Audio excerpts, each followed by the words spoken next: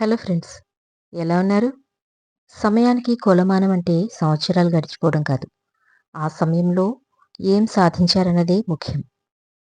ఎంత గొప్ప స్థాయికి ఎదిగినా తెలియనిది నేర్చుకోవటానికి సిద్ధంగా ఉండాలి. అదే నిన్ను మరింత ఉన్నత స్థాయికి తీసుకెళ్తుంది. ఈ ముగ్గురిని దరికి రానివ్వకండి. 1 మీకు విలువనివ్వని వారిని, 2 మిమ్మల్ని చూసి ఈర్ష్యపడేవారిని, 3 మిమ్మల్ని అర్థం చేసుకోకుండా మీ గురించి ఇతరులకు చెప్పేవారిని. 100,00,00,000 ఇచ్చినా కొన్ని పనులు చేయకూడదు.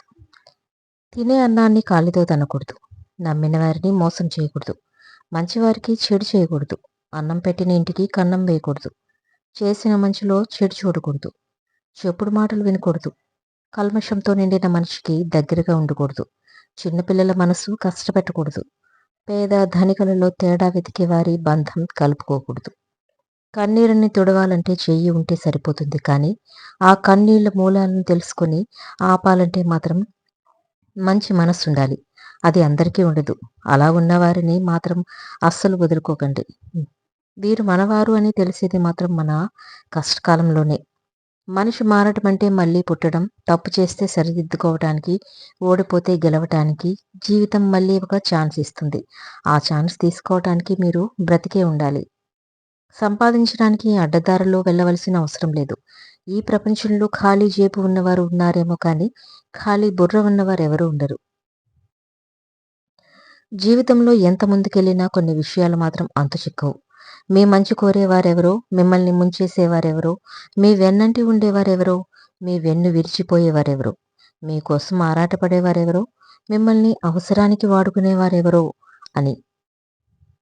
విలువలేని మనుషుల దగ్గర రోజు ఉండే బదులు విలువ ఇచ్చేవారి దగ్గర ఒక్క క్షణం ఉన్నా చాలు. నీ ఆనందాన్ని పంచుకునే వారికంటే నీ బాధలను పంచుకునే వారికి ఎక్కువ విలువ ఇవ్వు. ఒక నిజం ఆ క్షణం మాత్రమే బాధపెడుతుంది కానీ ఒక అబద్ధం జీవితాంతం బాధపెడుతూనే ఉంటుంది.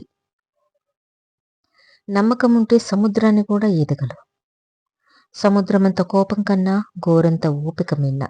కోపంతో ఏమీ సాధించలేవు కానీ ఓపికతో దేన్నైనా సాధించొచ్చు. అద్దాల మేడలో ఉన్నవారు అబద్ధం చెప్పినా నిజమేనని నమ్ముతారు.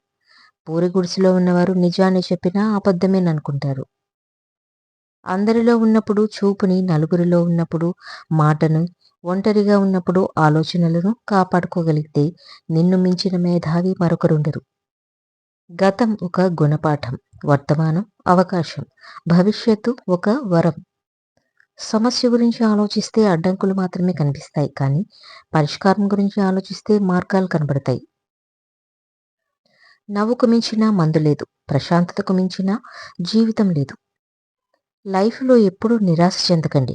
ఎవరికి తెలుసు, మీరు ఎంతో కాలంగా ఎదురు చూస్తున్న అవకాశం ఈ రోజే రావచ్చు.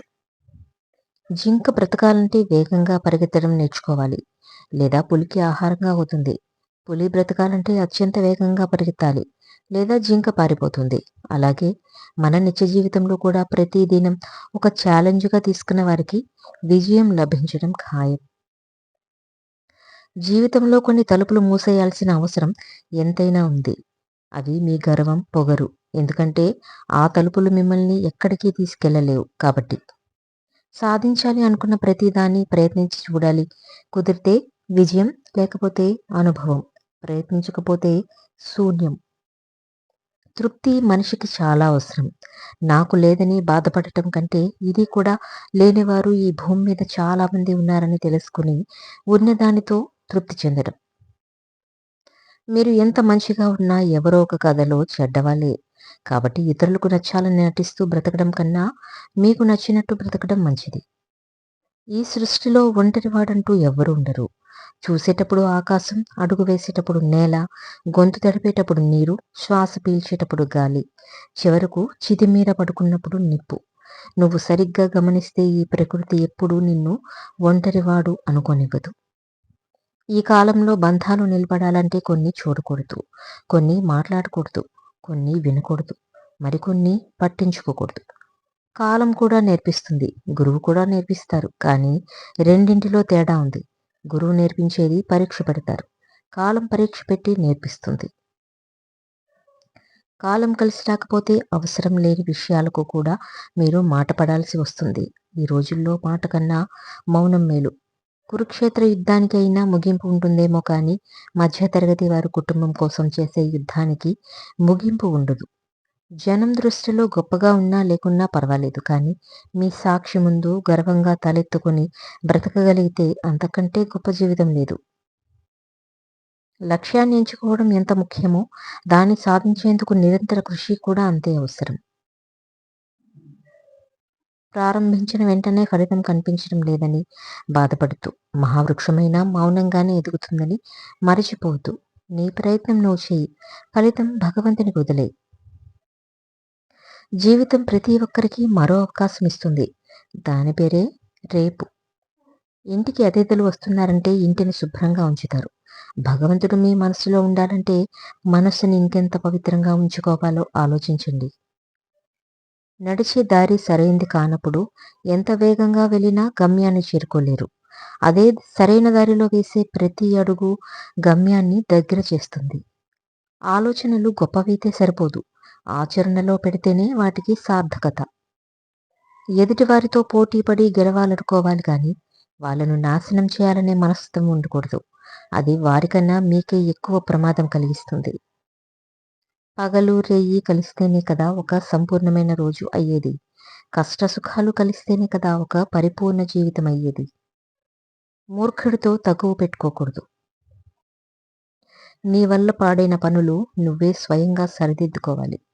శరీరానికి జబ్బు వస్తే అది శత్రువు కంటే ఎక్కువ.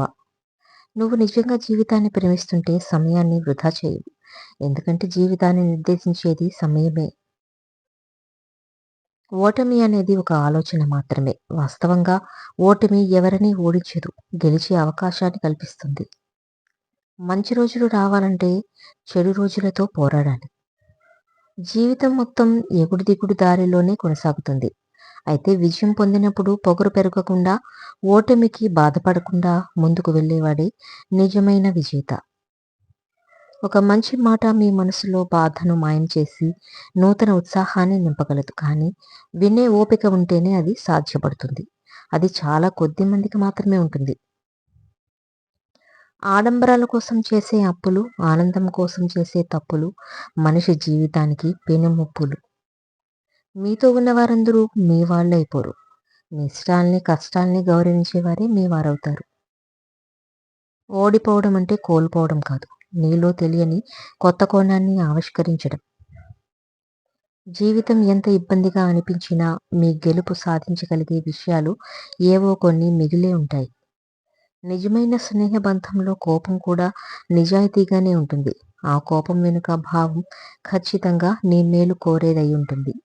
గౌరవం లేని పలకరింపు, మర్యాద లేని మాట, మనశ్శాంతి లేని సంపద, ఆరోగ్యం లేని జీవితం నిరుపయోగం. భగవంతుడిని కష్టాలు లేని జీవితం ప్రసాదించమని కాదు, ఎన్ని కష్టాలు వచ్చినా ధైర్యంగా నిలబడి పోరాడగలిగే శక్తి ఇవ్వమని కోరుకోవాలి.